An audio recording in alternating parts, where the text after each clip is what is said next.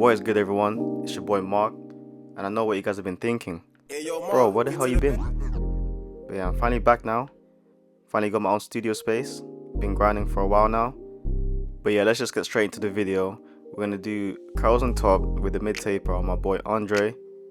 And yeah, let's just get straight into the video. Enjoy. So before we even pick up the clippers or trimmers, we wanna prep the hair first. So you just wanna pin all the hair up using your crocodile clips or any clips that you have, and then comb the hair into place. Make sure everything's neat so that you can see what you're doing and that you have a clean canvas to start with.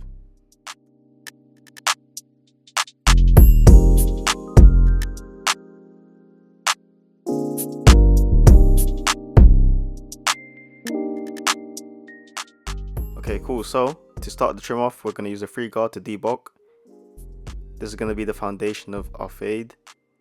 So the reason why I'm using a 3 guard to debulk is just because we're trying to preserve a bit of darkness at the top of that temple, just so that the curls on top have something to sit on. And as well, when you're making a fade, the whole purpose is to create a contrast between skin and hair. So literally, that's why I chose a 3 and not like a 2 or 1.5.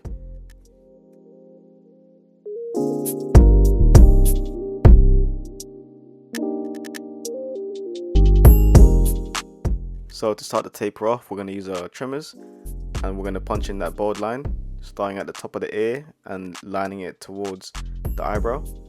But we're just going to leave a bit of the hair at the bottom there, just so we can come back and create some ice picks.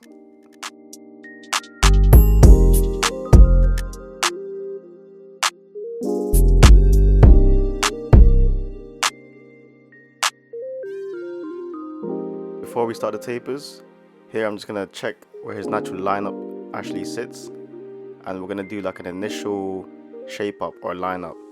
This is not the final shape up, but it's just going to give us a better perspective of where the taper is going to be, and it's also going to prevent us from going up the fade too high.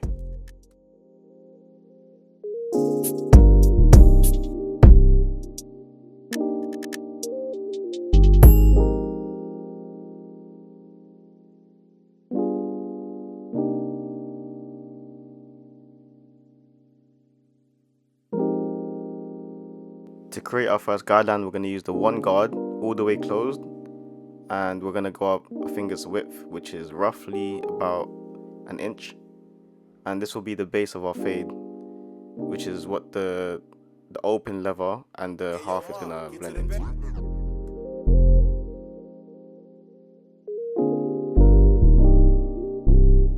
Next, you just want to grab your clippers, lever all the way open, and go up halfway through that 1 guard that we created.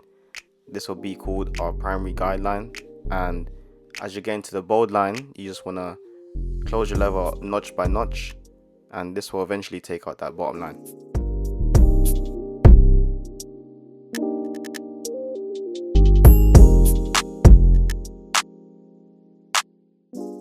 And now coming in using your 0.5 guard, you just want to erase that middle line or that secondary line.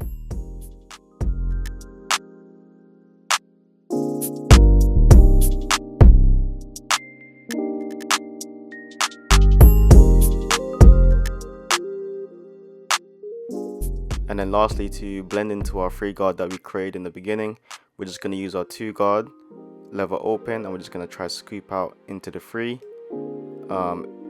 closing the lever notch by notch to see if it blends out. And if it doesn't, we're just going to come back using our 1.5 guard and finish off the job.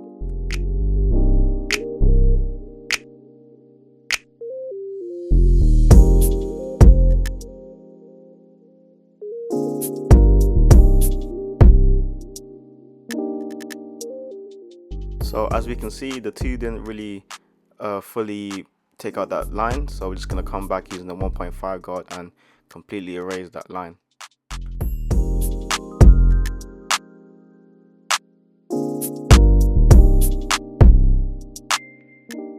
I wasn't really satisfied with what the 1.5 guard did. It didn't really blend it out fully, so I just grabbed the 1 guard, which is a smaller guard, and gradually closed the lever until that line is fully taken out.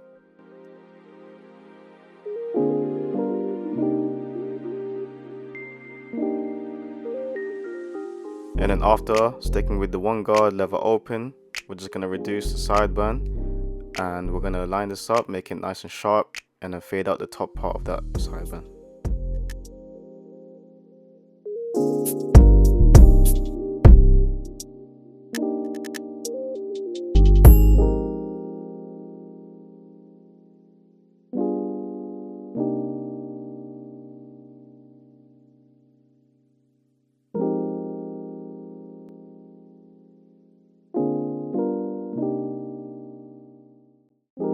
Now moving on to the back, we're just going to be debulking using clipper over comb, and what you want to do is just angle the comb 45 degrees away from the nape, just so we're actually blending into the curls on top.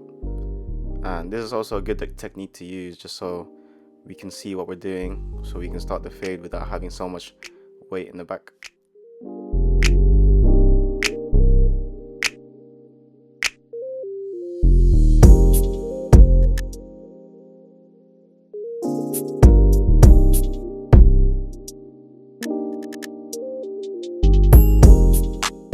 So to start the back taper, we're just going to use the bottom of the ears as a form of reference to where we're going to start the bold line.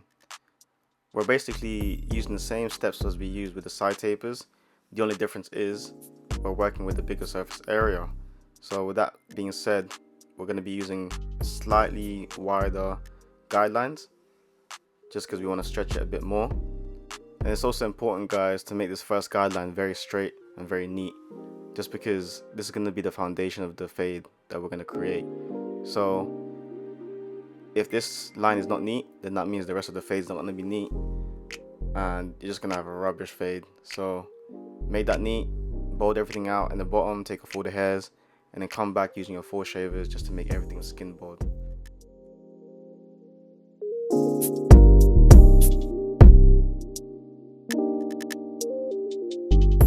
When using the 4 shaver, you want to leave about a finger's width just below the line, and you want to use this scoop out motion when using the 4s, just so we don't create a harsh line. And the reason why we don't go all the way to the bold line is just so it's easier when we use our clippers to take out that bold line, and we don't have to go back and use our trimmers and take it out that way.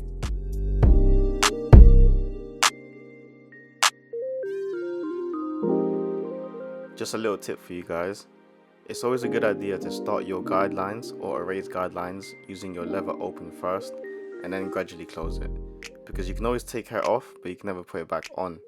So just taking that extra precaution, that extra step, it's going to ensure that when you do your haircuts you just won't make any mistakes.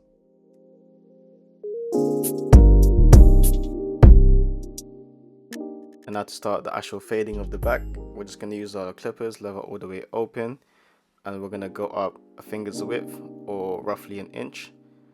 And we want to make these guidelines a bit wider than we used on the sides, because like I said, we're dealing with a bigger surface area. So you want to make the guidelines wider, stretch that fade a bit more. As we get to the bottom of that guideline, you just want to close your lever notch by notch.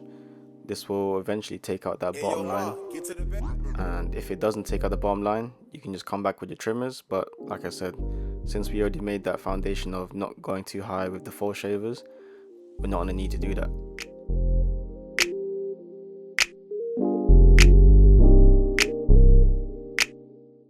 So to create our second guideline, we're just going to go in using a 1 guard lever open, and again we're going to go up another inch or a finger's width. Remember to keep these guidelines a bit more wider, and so at the top of that guideline is going to be lever open, but to erase that bottom line we're just going to close our lever and soften it up so that when we come back using the 0.5 guard, it's just going to be a lot more easier just to take that out.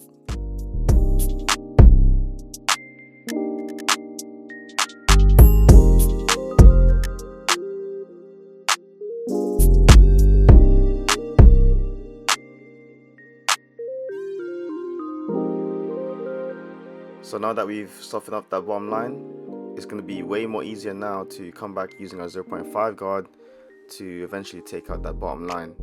But if we can see that it's not really taking it out, all you have to do is close that lever notch by notch and it should eventually take it out.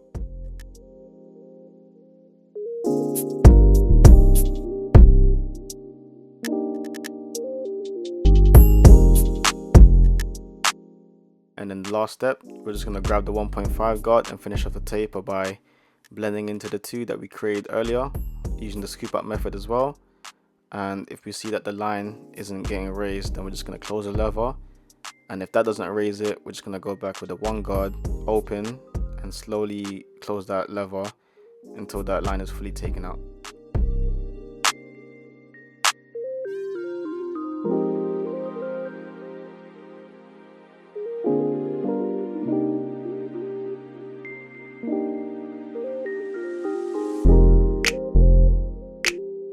So moving on to the next part of the trim, which is actually, in my opinion, the most satisfying part of a haircut, is doing the neckline. A technique that's really good with creating really sharp lines is the press and pull away technique.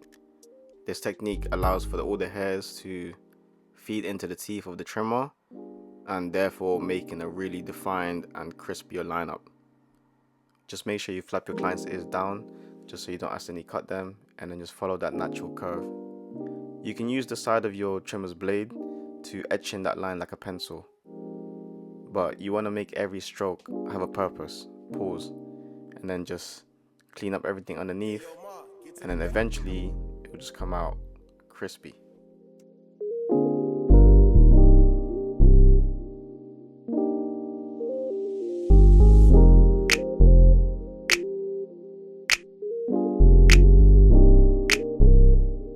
Before we start the lineup, we just want to do a lineup prep, which is basically just using alcohol and a bit of tissue to wipe off any dirt or product buildup, and then just comb the hair into place. And usually I do bring it down with a 1.5 guard, but Andre's front baby hairs are a bit light already, so I just chose not to.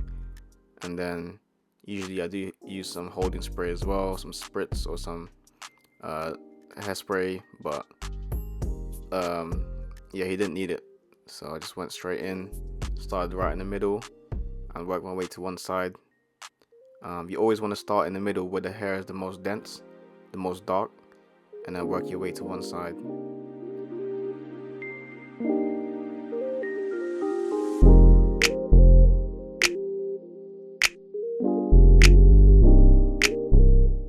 And last but definitely not least, we're just going to refine the hairline using a straight razor or a cutthroat. And the movement that we want to use is a horizontal movement, never side to side, because you're going to cut your client. And make sure you always want to pull the skin away in the opposite direction and brush off any debris that accumulates on the razor so everything is nice and neat and clean. And yeah, just do this slowly, very, very slowly. Take your time. Follow all that, you should come out with a very nice crispy lineup.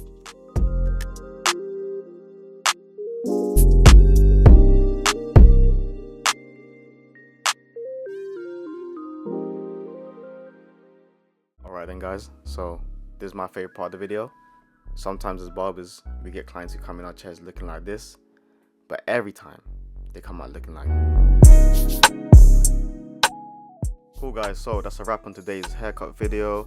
If you found this tutorial helpful, make sure to like, comment and subscribe to the channel for more clean fades and fresh styles every week. And if you want to see more of my work or just tap in behind the scenes, follow me on social media, Instagram at maarcutz with 2 A's. Thank you guys for watching. It's your boy maarcutz, and I'll see you guys in the next one. Peace.